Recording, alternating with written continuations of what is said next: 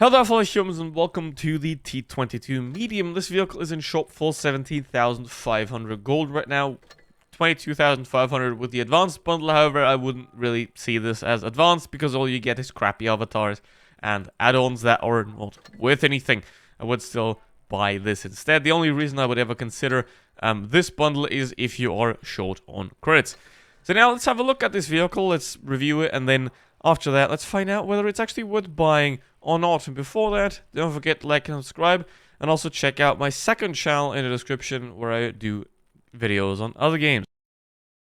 Now let's have a look at the statistics of this vehicle. Obviously, the first thing you can see is that the penetration is the worst in this comparison, and the alpha damage is as well, but is on par with the TVP, which is an autoloader. Now, 350 is the standard for tier 10 medium tanks. Russian ones do have 310, however, the E50M is going to be nerfed down to 310 as well. However, it's going to get a DPM buff, so it's going to make every Russian medium tank useless. So, with that said, the T22 has the lowest penetration, has the lowest alpha damage. You can run calibrated on this vehicle. I probably would. Yeah, still have 3,200, and you actually can pen something, 330 heat pen, which is very nice to have. And the aim time and dispersion are not really that great. As you can see, the aim time is the worst of this bunch here, especially compared to that of a 121. So that isn't really great. You also only have 6 degrees of gun depression, which is definitely a disadvantage compared to a M48 Patton or a Leopard on E50M here. So that is not great there. So overall, it's fine, right? It's fine, but it's not that great, really, as compared to what it used to be, really, and especially against the E50M, which is the prime tier 10 medium tank, essentially, because you can roll that thing with heavies if you want to. Well, obviously, you have to know how to do it successfully. And then you can see the same thing in the effective horsepower to weight ratio. The E50M, which is a very, very chunky boy, does have a significant advantage here. Same with all the others. So, yeah, Russian medium tanks ain't the fastest, even though you might think they are. The traverse speed, however, 55 is very solid, but it is very average here as well. Now, what you might think is outstanding about this vehicle is the armor, but there is a problem with the armor of this vehicle. And the problem with the armor in this vehicle is that it doesn't have any armor at the front, but has a lot at the sides. Now, 230mm, everyone's going to pen. You can't angle it, because obviously it is a pike nose, so the further you turn, the weaker it becomes. You might get some bounces off the opposite side, however, but the main plate here is always going to be very, very weak. You can try to angle it to get some lucky bounces and stuff like that. However, most of the time you will be penned relatively easily through the front plate. Same with the lower plate, but obviously the upper plate is a lot more massive and easy to pen, so most people are going to shoot there. The sides, however, are very good. Obviously, you can see the angle of the armor right here. You also have a extra tiny skirt here. So basically, the side, if you use it properly, as you can see right here, is almost impenetrable. So side scraping this vehicle is very useful. However, obviously, if you side scraping this vehicle like this, then this plate is still going to look out. So reverse side scraping this vehicle is actually the better option to make use of the side, if you can get it into such a position. So with that said, it doesn't look too great so far for the T22 medium, but now let's play it. And as always, don't forget to like and subscribe.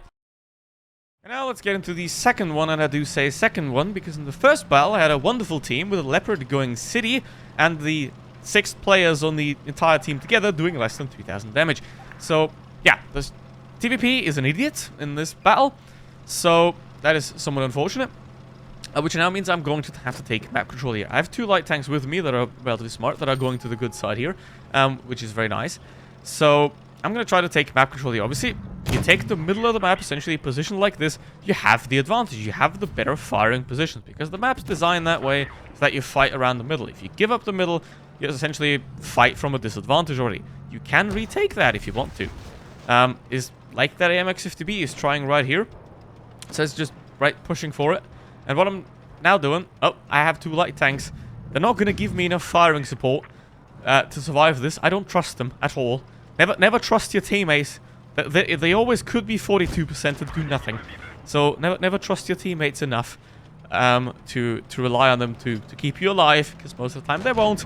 So now I'm going to try to get out of here.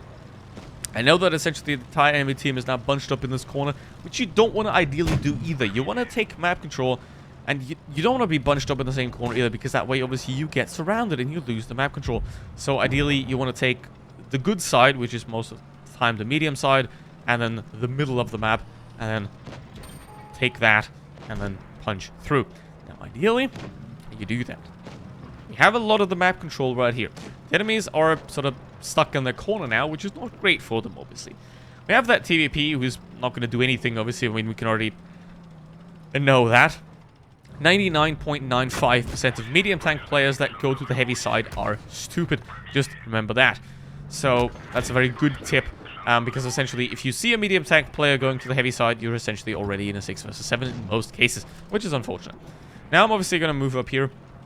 I have the 60p on my side here, trying to use that to my advantage. I bounce off the Sheridan. You don't know how important gun depression is. If you can get gun depression, you get gun depression, because it is insanely valuable to be able to play so many more positions than without it. Especially if you're in a slower vehicle, the more gun depression you have, the more positions you can play, the more positions you can do damage from, because you can simply get your gun down onto target.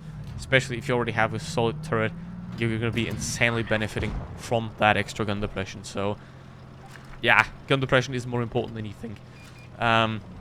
Because not only does it allow you to play more positions, it allows you to use your armor better, and it allows you to do more damage as well. So now onto this 60 TP, which isn't allowing me to do any damage because I can't aim.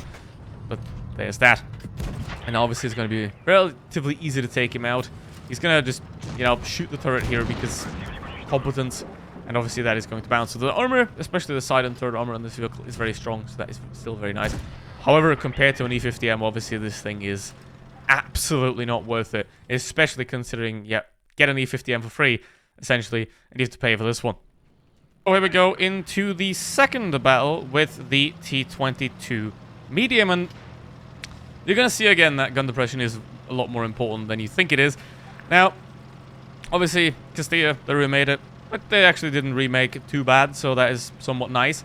And if they keep that up, that is going to be very cool, I guess, because they shouldn't change the way a map plays just because they changed them visually. They did that same problem in World of Tanks PC in Update 1.0, and Update 1.0 is one of the reasons, together with Artillery, why I stopped playing that game altogether, because they fundamentally made the maps worse by upgrading the graphics. You know, they made them flatter, and where you can drop off a hill, they just made them so that you just simply explode if you try to drop anywhere. Now, on this map, again, gun depression is very useful. And now here, I'm going to try to take the Foch out as well, because I hate tank destroyers. Obviously, tank destroyers are the artillery of Blitz, as in they camp in the back, and they're annoying. Kind of, I mean, yeah. So, basically, what I'll do here, say, what can we do? We have 3 tank destroyers that are just camping in one orderly line back there, which is good for them, I guess. And now I'm going to go around here and try to take out the Leo, but I probably should have aimed a bit more, or driven better, because then I could have avoided missing that shot. And now, I'm going to try to take a shot at the Foch here, but obviously the WT is camping down there, and is going to have a shot at me. And now again, lack of gun depression, I have to peek further to take the shot on the Leopard. You can really see how important gun depression is in this game, right? Because there are so many positions, so many situations where if you just have that 1 degree more gun depression, you can play much, much better. Now, overall, this vehicle is, it's fine, pretty much, but still wouldn't recommend you buying it, especially at that price, essentially. If it were for like 12k or 15k, sure, fine, I guess, but 17,500, you want to have a vehicle that is at least good, but this one is more mediocre than anything. It isn't the Leopard, it isn't a E50M by any means. It's not even an M48 Patton, really, which is already a very chunky boy, has gun depression. Now, the advantages of this vehicle are, it's very brawly, which is nice, and it does have the side armor, which does come in handy in a lot of cases. If someone doesn't know about it, which a lot of people don't, because, I mean, given the game is now populated by 12-year-olds that don't know what they're doing, it's relatively easy to just farm them if you have the right vehicle and the right skill set. And now, at this point, I'm just YOLOing the M6O because I don't care. And he bounces off my side. I can get some extra damage here. 3,400 damage, which is, I mean, fine enough. I don't really bother to do more than that because, I mean, Basically, the way I'm playing the game now is if I'm doing 3k average, I'm fine. If I'm not, I'll maybe try a bit, but otherwise I'll just throw away because I'll do 3k anyway. It works. So, hope you enjoyed. I wouldn't really buy it, to be honest. But yeah, thank you very much for watching. See you next one. Goodbye.